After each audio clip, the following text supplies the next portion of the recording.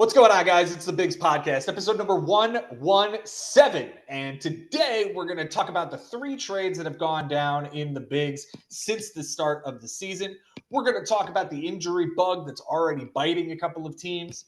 And we're going to break down any other news and notes around the world of Major League Baseball. With me today from Astoria, Queens, Jay Ferraro. Jay, nice to see you, buddy. How are you?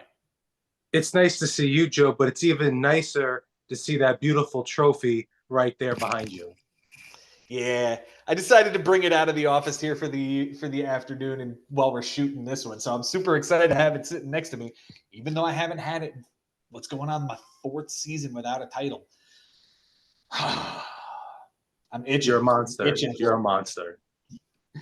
Let's talk about these trades today, sir. Let's break down the three trades that have gone down from the start of the season. We're going to start with the trade that went down between brothers nearly directly after our draft, March 22nd. Griffin Jax goes from Mike Haber to Josh Haber, and Josh gives up Nate Eovaldi. Very nice, basically closer for starter situation here. How'd you see it? Yeah, I mean, this was some brotherly love immediately fixing two problems, right? Mike had Erod go down and Josh had Duran go down. They both patched that up with this deal. I like it a lot in the short term and also in the long term because Mike's going to have himself a really nice rotation piece if and when Erod comes back. And Jax will be a fine handcuff to have throughout the season once Duran gets back for Josh. Absolutely. Putting Nate Eovaldi behind Luis Castillo, Shane Bieber, Cutter Crawford, and John Gray right now, it looks, and he's going to have Luis Heel. He does have Michael Soroka there in the rotation as well for whatever that guy's worth. But yeah, Nate Eovaldi all of a sudden stands out as his number 3 starter very easily. And on a winning ball club, this was a great move for Mike, especially giving up something as little to him as Griffin Jax. Now, granted, he is a reliever or two short right now, but that doesn't mean he's not going to go to the pen at some point and roll through all of those guys as we see so often.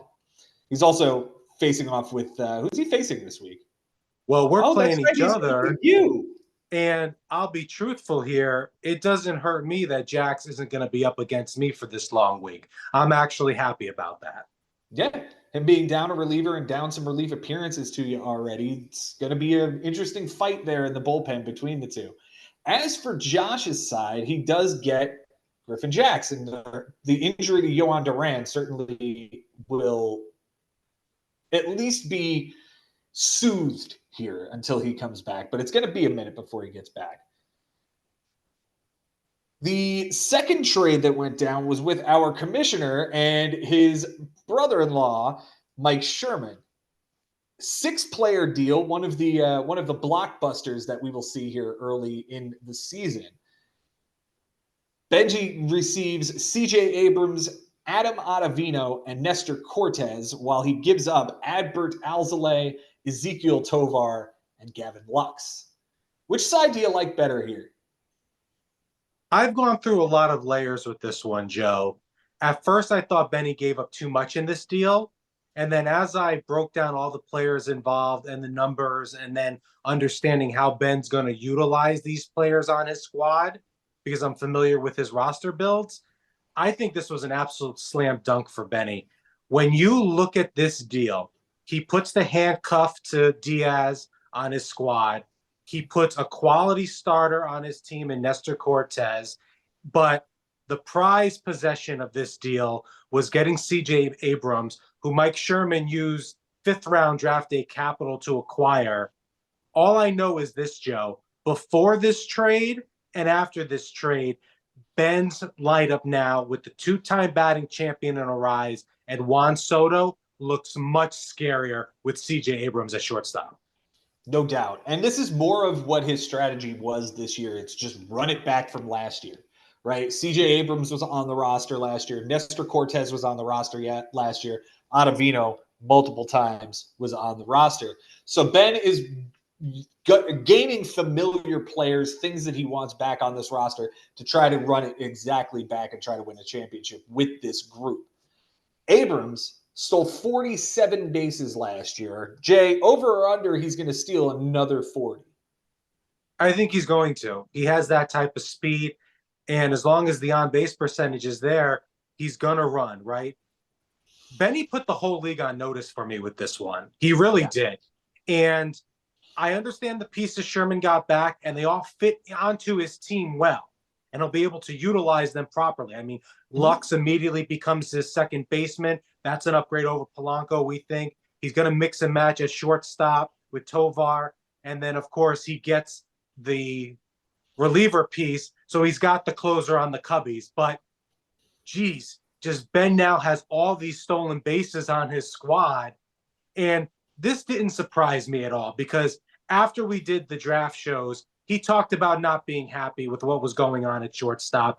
He immediately addressed it. The only thing that I think he's going to be concerned with, pairing that guy up with Muncy, that's a whole lot of errors. But I'd like to say that with the growth we've seen from C.J. Abrams, that those 22 errors from a year ago hopefully will be cut down to the 15, 16 mark. But still, that's a lot of errors on Benny's team for a roster build that usually don't include a lot of errors. Especially when he's trading away a guy in Ezekiel Tovar who did only have 7 errors last year. This was a very sound shortstop that he was giving away to gain the one that he actually wanted. And at the end of the day, I'm not sure that they're going to be that far apart in value anyway. I think the on-base percentage will lie with C.J. Abrams. I think the stolen base total will lie with him. But if you were to tell me that Ezekiel Tovar went off and hit 15 homers and stole 25 bags and had 30 doubles like he did last year, how much is that an upgrade to C.J. Abrams? No doubt. And don't forget about all those doubles Tovar had a year ago. I believe the number was 37. So, Ben had to give up a lot to go get his guy with C.J. Abrams, and good for Sherman for getting all those pieces back. And again, Michael Sherman traded away the guy he drafted in the 5th round. You're going to have to give up a lot to get that, but I still think today Benny put the whole league on notice with this one.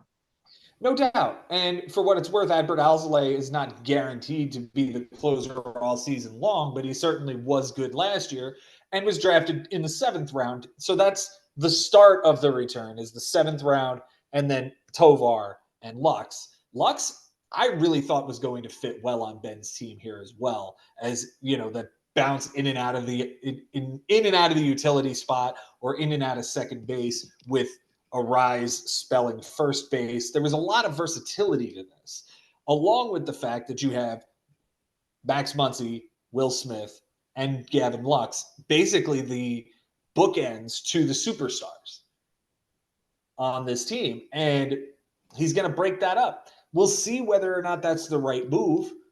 We'll see how much of an upgrade C.J. Abrams is over Ezekiel Tovar. We're certainly going to be watching those two at the same time now. And as for Nestor Cortes, I hope he's right this year, because Ben had him last year during the mess and it wasn't good. If he ends up throwing up another dud, that could be what sways this thing in favor of Mike Sherman. That was a little bit of a risk to take on Nestor Cortes. No doubt, but we knew he wanted another rotation piece, especially with Walker opening the year on the IL. And, if he gets the innings out of Nestor Cortes and Nestor Cortes is healthy, that could be a dozen wins easy on that Yankees team. And I know Ben will utilize that guy in the perfect way, but you're absolutely right. That's going to be a deal breaker in regards to what Nestor does in the 2024 season. And let's not forget, DJ LeMahieu for Michael Sherman's team is starting the year on the IL. So this just lengthens Sherman's team in a nice way. He doesn't have to just go into free agency and go get a guy. He got a starter in that deal. So even though I'm saying today, a few sleeps before the real opening day, Joe, that this put the league on notice, come season's end, when the dust settles, I don't think it would be that surprising if Michael Sherman got the better of this deal. Yeah, there's a world and a reality in which Mike Sherman absolutely slam dunked this thing. But you're right. Ben put the league on notice. He is coming for the playoffs again, and he is coming for this championship right here. He's coming for this championship, and he's running it back with everyone he had last year. Just about everyone he had last year, and Max Muncy. The final trade that went down this week, Jay, you are quite familiar with, as you were half of it. You gave up Clark Schmidt to get Ryan Pressly. Tell me about it. Henry and I were talking over the weekend, and it was as simple as Henry said, "Is Clark Schmidt available?" I said, "Yes." He said, "Who do you want?" I said, "Pressly." We sat on it for a little bit, and then we made the deal happen yesterday after Clark Schmidt's start against the Mets. And it hurt to accept that deal, especially once I realized I'll be losing Wu to start the year. But it was a deal that I wanted to make to lengthen my bullpen. We know how much we all are obsessed with just having the deepest and most insane bullpens possible in the bigs because we have to with relief appearances. And the idea that Pressly is the next in line for saves on the Houston Astros, I'd have to think he's still going to get a couple along the way. So it hurt, and we'll have to see how it works out in the end, because come season's end, I wouldn't be surprised if Henry got the much better deal in this one. I think Henry bought this thing at the right time, because had you gone and shopped around Clark Schmidt, I think you might have been able to find a better deal. I know personally, I would have tried to give up what I would consider more than Ryan Pressly value to you, because I think Clark Schmidt is pretty safe on this team. You know, he might be their number 5 starter, but I really think that this guy's going to stick all year. I think he's going to be a lot like Jordan Montgomery was for them, just a solid, steady presence in the middle of that rotation, and not be traded away from this juggernaut team. Like, I'm totally down for a Clark Schmidt breakout this year. And I think Henry, just like he did last year, is going to surprise some people with how good this particular trade is going to work out for him. Well, anything Henry does this year wouldn't surprise me, because as a rookie a year ago, he made the playoffs, and that's no small feat. But what you said in regards to Clark Schmidt being safe, you're right about that. Look, I've won this thing twice. We know all of your championships. Sometimes you have to do the not safe thing to win the bigs. And this was a roll of the dice that was hard to do, but I thought it was necessary. It was something I needed to do right now. I hear you. It was a necessity at this moment. That's the word. That's the word. That was the word. All right. Well, and from Henry's side, like I said, he's getting Clark Schmidt. It's a good starter, and he gave up the setup guy in Houston. That's going to hurt. It would hurt more if it had gone to the guy who owned Hader, but that is what it is. Frank, I'm all ears. Frank, I'm all ears. There you go. Frank Bucco, come get you some Ryan Pressly. Let's talk about the injury bug, Jay. It certainly has bit quite a few teams. Where do you want to start in this wonderful league of ours? Well, I think we have to talk about Costas, because he's got 4 guys going to the IL before opening day. And even the savviest of managers, Joe, to have all these guys, Josh Lowe, Yuri Perez, and the back end of the Blue Jays bullpen, the savviest of managers, Joe, is going to have a tough time navigating 2 IL guys on the bench to start the season. Yeah. Yeah, and it's not like these guys are going to be down for a short period of time. It looks like Romano and Eric Swanson specifically are going to be down for a little bit. Yuri Perez has elbow problems, and Josh Lowe has his hip issue. None of these guys are going to be, back in the second week or the third week of April. They're going to be out for a little bit, and this is going to be interesting to see what he does to try to mitigate this tough stretch here. I don't even see another right field. Oh, wait. Yes, I do. I was going to say I didn't see another right field eligible player on Costas's roster, but MJ Melendez has the right field eligibility, and Keibert Ruiz is his catcher. That's probably how it goes initially on the offensive side. And then you use your 2 new spots for, I don't know, maybe a backup right fielder and a pitcher, because you're going to need to get to the 42. There's quite a few holes on this team, man.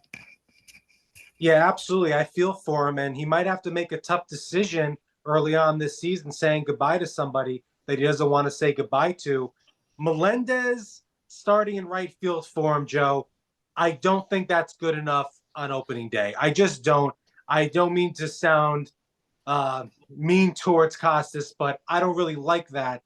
Unfortunately, all the other guys that he drafted in his outfield, Yelich, Julio Rodriguez, James Outman, none of them play right field. So that stinks. But he might have to do something there, but we'll see.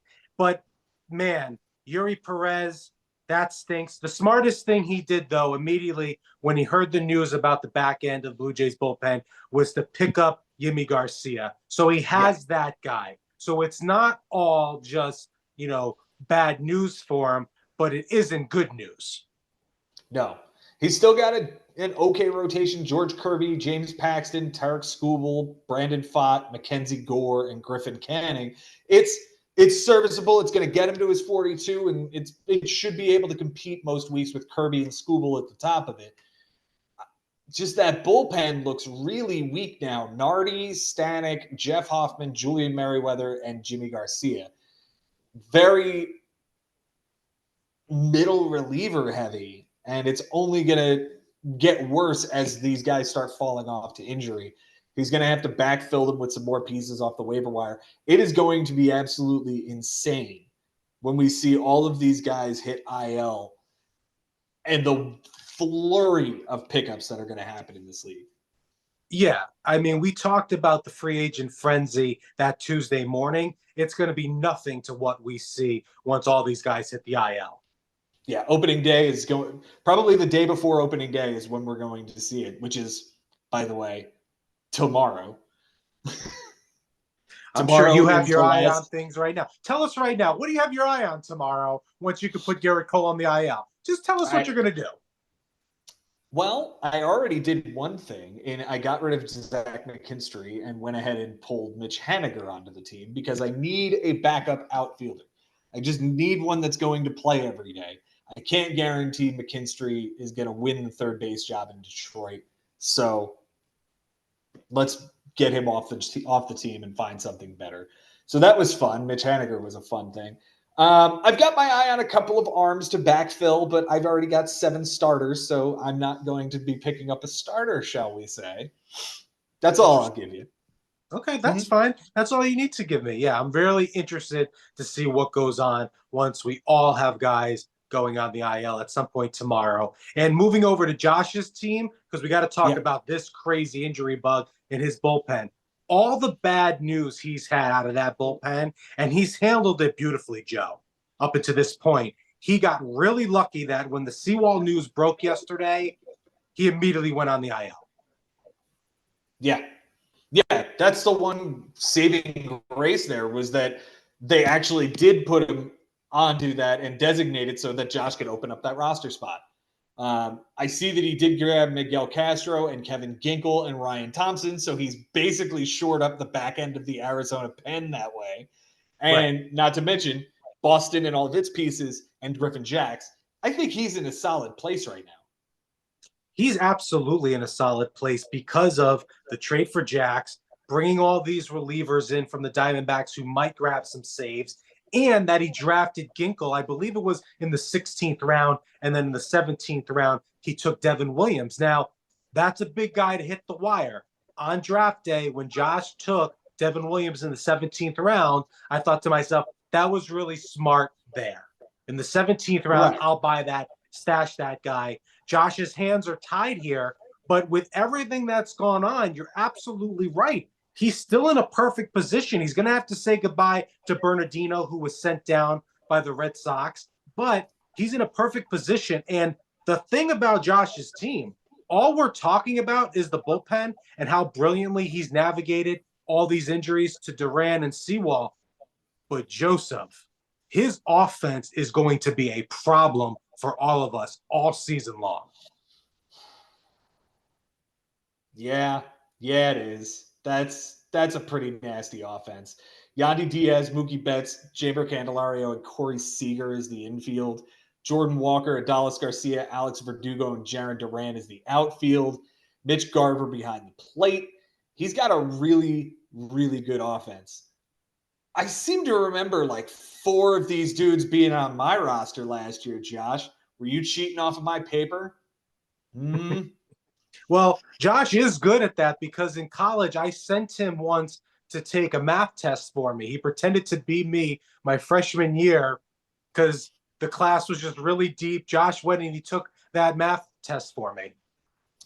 Did he pass? No, I failed it.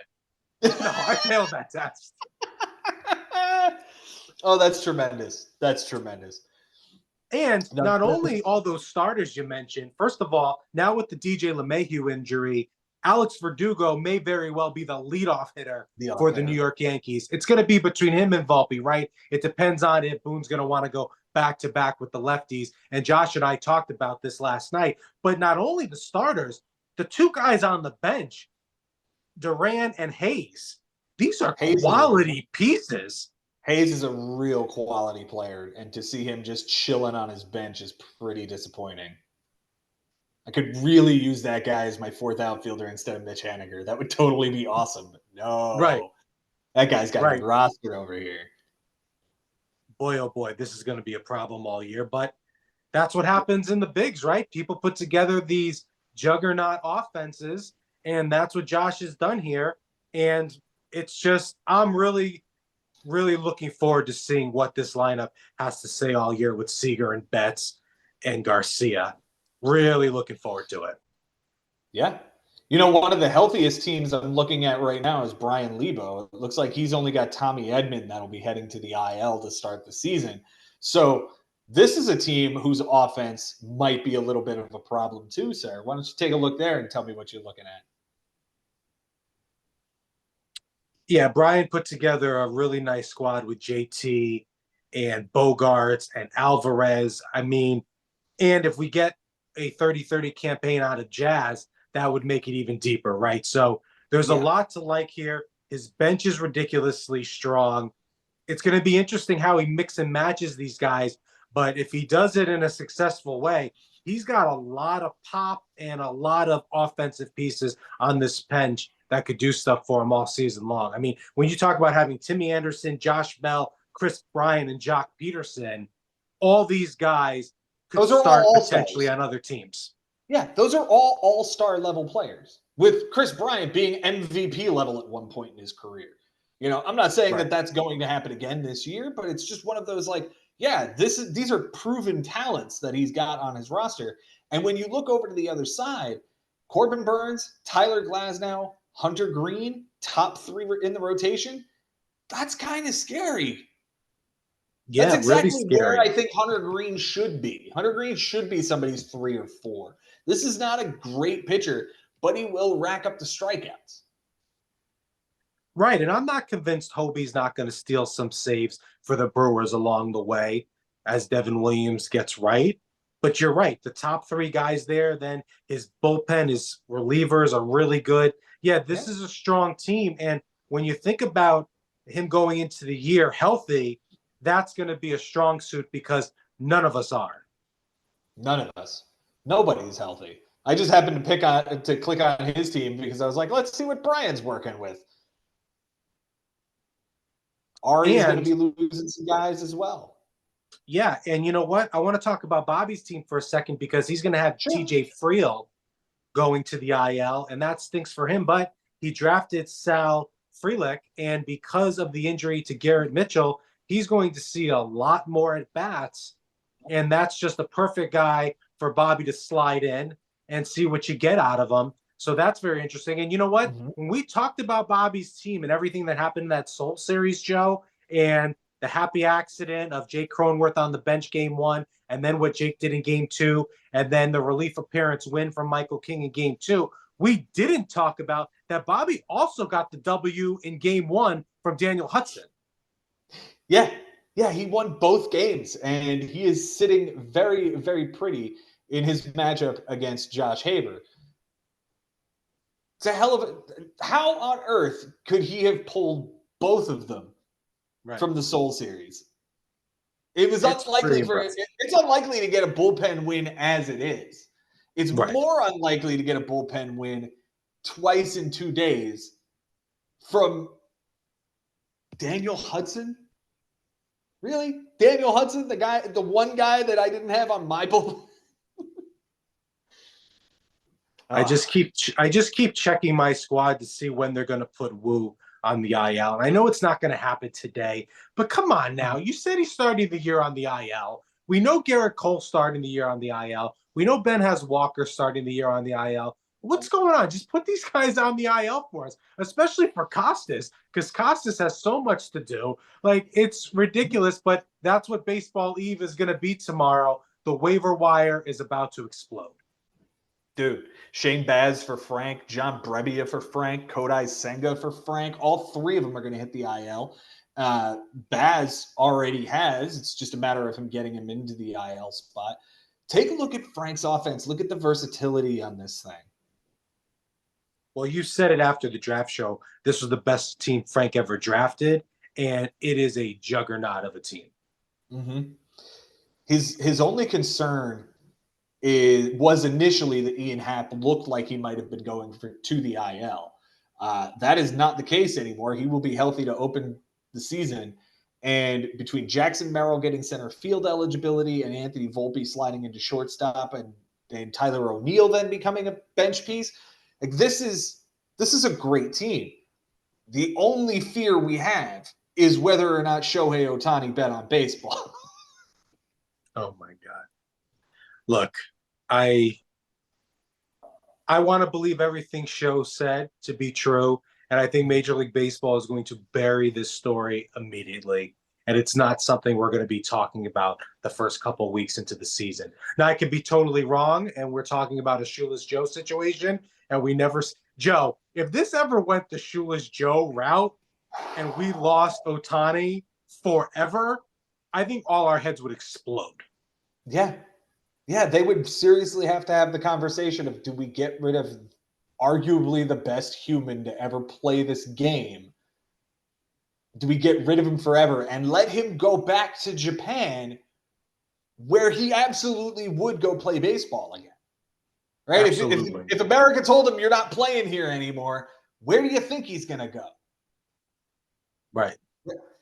As far as this whole thing is concerned, I tend to actually give some hope that Shohei told us the truth. And I can see a path to where it exists that it is. Because imagine this. I drop you in the middle of Switzerland. You don't speak German, Swiss, Italian, anything, right? Just an English speaker. So you have to get somebody to translate everything for you. And that person, and by the way, I'm just going to give you a $700 million contract. So now you've got all kinds of financial expectations, marketing expectations, public relations expectations. And a wife and a dog, and you got to go play baseball in Switzerland. If the only person that is the conduit between you and your lawyers, your representatives, and your marketing team and your public relations team, if the only person that's between you and those people is your translator, it is completely possible that that person gets compromised and suddenly is wiring money out of the bank account that you gave him access to pay your rent or pay your phone or pay whatever else you've got going on. Right? It's completely realistic that if this person gets compromised, gets into a situation with a bookie, that he would do something like this and steal $4.5 million. Now, do I think Shohei knew about the transaction before it happened? Yes.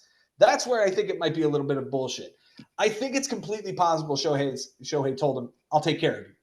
Like, go ahead and take that money, send it over, I'll take care of you. He didn't know that it would trip the FBI. He didn't know that it was illegal what Ipe was doing. Right. And are you going to study the fucking gambling laws if you're not a gambler? If you go to Switzerland? No. So why would he do it here? Why would he Ohtani was just helping his friend out because the money means nothing to him, and it backfired. But the truth of the matter is there's a lot of things going on in Ohtani's camp that he doesn't know about. The entire teams and teams he has behind this guy that at the end of the day says, hey, you're going here today to do this shoot. You're doing this today. This is happening. This is one of those situations. And let's say his interpreter, if he was involved in all this gambling it could just been pure boredom, Joe. I mean, what is he doing between starts? What is he doing travel days? What is he doing on these long flights? Just being the caddy to Ohtani all season long, and then in the off season. So, you know what? I'm taking everything at face value because in the end, it's nothing that's happening between the lines. And I just want to see Ohtani be great on the Dodgers this year. Can you imagine trying to interview a new interpreter for Ohtani? And you have to have this like now, right? This isn't something you can go and vet somebody for weeks before giving them the job. Somebody's got to take over right now. So I don't know where you go and dig up a Japanese interpreter that is A, trustworthy, B, not gambling, C, not tied to the mob or the mafia or a cartel. You know what I mean? Like it's insane to think about when you have this much money at stake and this much money changing hands that one person being compromised can just domino the entire house of cards. I think I used enough of those You did it. similes. I think I used enough. It sounded great. It sounded great. Just like your old setup here, the trophy, Fonzie in the background. Look, we're all here trying to get our name on the trophy. It's incredibly hard to. Even people who've done it multiple times, it's still insane all those other years when you don't do it, and the sting is real. I still think about my 2021 loss to you in the playoffs. I just do, right? But that's what it is here in the landscape of the bigs, and sometimes you got to make some moves that on the surface might hurt, but you have to do it because the jackpot might just be the reward, and that's what we're all going for. That's right, man. We all want to get our name on this here trophy. This beautiful piece of wood and metal. And there we have the most recent champion, Mike Haber, 2023. There he is. There he is. Wait, show it again, but the upper panel, because if I'm the correct, upper panel? If the upper panel, you mean there and there? Ooh. I see my name twice. You know what? Oh, boy. I see my name 3 times on this side. Oh, boy. Okay. I set that up. Right. You did. Right. Guys, and the Jimmy there, is that Yogi? That's Yogi. Okay. Number from 2022. James Dunlap. Yogi's making all the moves, friend. Yogi already has 9 moves. Going insane. Going crazy. It's the bigs, guys. Welcome back. It's the day before baseball. Jay, we got anything else here? I don't think so. I'm just waiting for Wu to go on the IL so I could see what my next move is going to be against Mike. And we have 2 more sleeps till opening day. 1 more sleep to the IL frenzy is just going to blow up free agency. And I'm really looking forward to just this season with everybody. And I wouldn't be surprised if we saw another trade before opening day. One more day before there's one more day. That's how this is going to work, guys. Opening day is the 28th. We are so excited for it. I am certainly itching to see how my Metropolitans will do this year. Thanks, Jay. Thanks for being here with me, man. Always, brother. Love it. Guys, thank you all for being here and making this league what it is. We would not have these things to talk about if it wasn't for you guys creating your teams and doing all that you do. Until next time, guys, it's been real, it's been fun, and it is always real fun in the bigs. We'll see you next time.